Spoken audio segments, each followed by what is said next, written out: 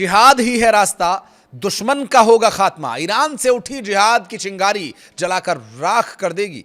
Hezbollah लड़ाकों का खुला समर्थन, ईरान की आक्रामक रणनीति से कांप गए दुश्मन। नमस्कार, मैं हूं आशीष त्रिपाठी और अब तक प्रॉक्सीज को दबी जुबान में समर्थन करने वाला ईरान अब खुल करके सामने आ गया है।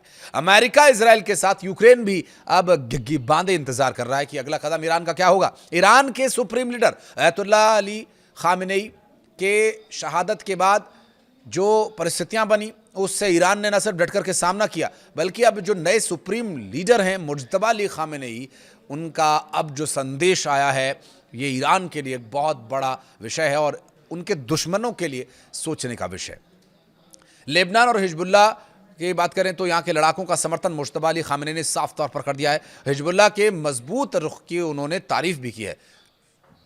मुज्तबा खामेनेई ने कहा, जिहाद और प्रतिरोध के अलावा आगे बढ़ने का कोई रास्ता ही नहीं है। उन्होंने कहा कि लेबनान के हिजबुल्लाह लड़ाकों की रक्षा करना ईरान की रणनीति और जिम्मेदारी है। ऐसा नहीं है कि ये किसी बंद कमरे में हुई मीटिंग से बाहर आई कोई सूत्रों के हवाले से मिल रही जानकारी है, बल्कि ये तो खुल्लम खुल्ला एक्स पर एक पोस्ट के जरिए दिया गया संदेश है, जो दुश्मनों के लिए एक बहुत बड़ा संदेश है। Supreme leader Mojtaba Ali Khamenei ने कहा कि अमेरिका ईरान के बातचीत के तभी हालात बनेंगे जब इजराइल लेबनान के खिलाफ अपनी आक्रामकता को पूरी तरह से बिना किसी शर्त बंद कर दे।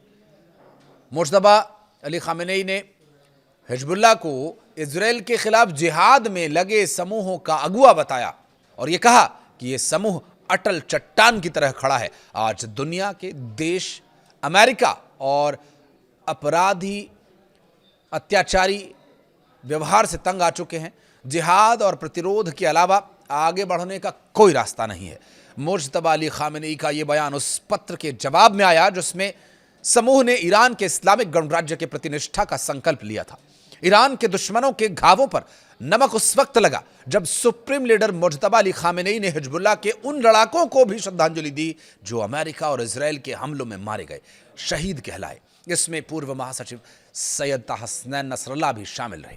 उन्होंने कहा कि शहीदों की कुर्बानी की वजह से हिजबुल्लाह एक छोटे पौधे से एक विशाल पेड़ बन गया। इससे इस्लामिक दुनिया में लेबनान का मान बढ़ा है।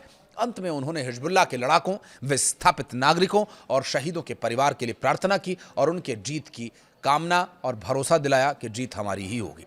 जून में अमेरिका और ईरान के बीच हुई समझ की जो एक बातचीत का जो प्रयास था, उन कोशिशों के दौरान तेहरान ने लेबनान से इजरायली सेना की वापसी और हमले रोकने की मांग को प्रमुख शर्त बताया था।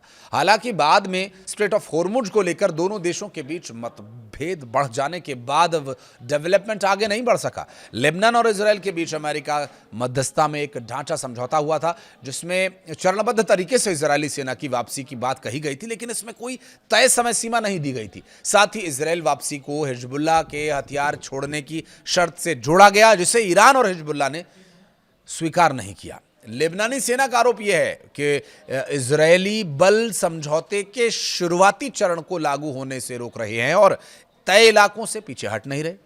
तो वहीं लेबनानी अधिकारियों का यह दावा है कि दक्षिण लेबनान में इजरायली सैन्य अभियान और गोलीबारी भी जारी है। संयुक्त राष्ट्र के पहले के आंकड़ों के अनुसार हिजबुल्लाह के साथ संघर्ष विराम के बाद भी इजरायल पर हजारों बार संघर्ष विराम उल्लंघन के आरोप लगे हैं। तो वहीं इस संघर्ष में अब तक लेबनान में हजारों लोगों की मौत हो चुकी है, जबकि इजरायल ने भी अपने सैनिकों और नागरिकों के मारे जाने की जानकारी दी। और इन सब के बीच अमेरिकी प्रेसिडेंट डोनाल्ड ट्रंप ने ईरान को लेकर एक बार फिर अपनी शेखी बघारी। उन्होंने दावा किया कि अमेरिका ने ईरान की मिलिट्री को पूरी तरह से खत्म कर दिया। ट्रंप ने दावा किया कि ईरान अपने प्रतिनिधियों और सीधे दोनों तरीकों से बैठक की गुहार लगा रहा है। ट्रंप ने दावा किया कि अगर अमेरिका की स्थिति खराब होती तो ईरान की बैठक की गुजारिश नहीं होती। ईरान शांति के लिए गुजारिश कर रहा है या नहीं कर रहा है, दावे तो ये डोनाल्ड ट्रंप कर रहे हैं, लेकिन ईरान क्या कह रहा है? ईरान कह रहा है जिहाद। ट्रंप का यह बयान तब आया जब लगातार 13 दिनों के पिछले 2 दिनों से हमलों के बाद थोड़ी शांति से जो स्थिति बनी हुई है, हमले रुके हुए हैं, लेकिन वो जो 13 दिन हमले हुए उसके बाद ईरान भी खाड़ी देशों पर जवाबी हमले करता नजर आया। डोनाल्ड ट्रंप ने कहा कि हमने उनकी मिलिट्री को लगभग खत्म कर दिया है, वे मिलना चाहते हैं और हम मिल रहे हैं, देखते हैं क्या होता है।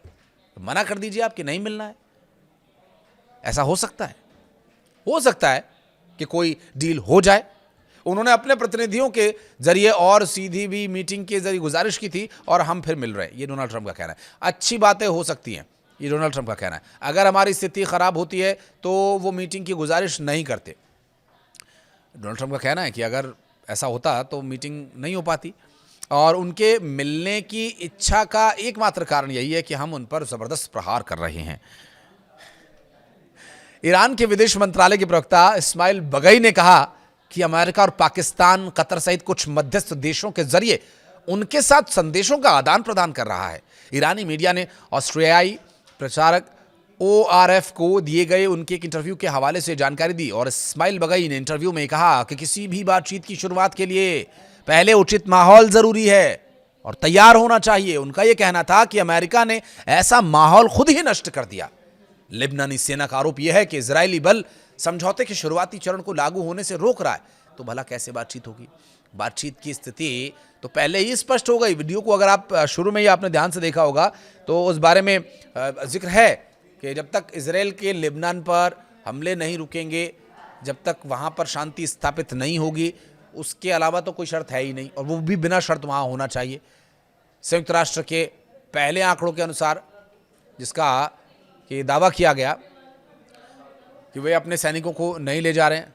हालांकि रिपोर्ट्स में जून में अमेरिका और ईरान के बीच हुई इस समझ की कोशिशों के दौरान भी तेहरान ने लेबनान से इजरायली सेना की वापसी और हमले रोके जाने की मांग को प्रमुख शर्तों में शामिल किया था, लेकिन अब कोई शर्त नहीं है। अब सिर्फ एक शर्त यही है कि वहाँ शांति हो, पूरी तरह से हमले रुके, तभी हम बातचीत करेंगे। और डोनाल्ड ट्रंप कह रहे हैं कि हमने उनके मिलिट्री पर हमले कर दिए, इसलिए वो बातचीत के लिए तैयार है। डोनाल्ड ट्रंप है, कह देते हैं। बहरहाल आप इस बारे में क्या कहना चाहेंगे, ये बताइएगा कमेंट सेक्शन में। वीडियो को यहाँ तक देखने के लिए बहुत बहुत धन्यवाद।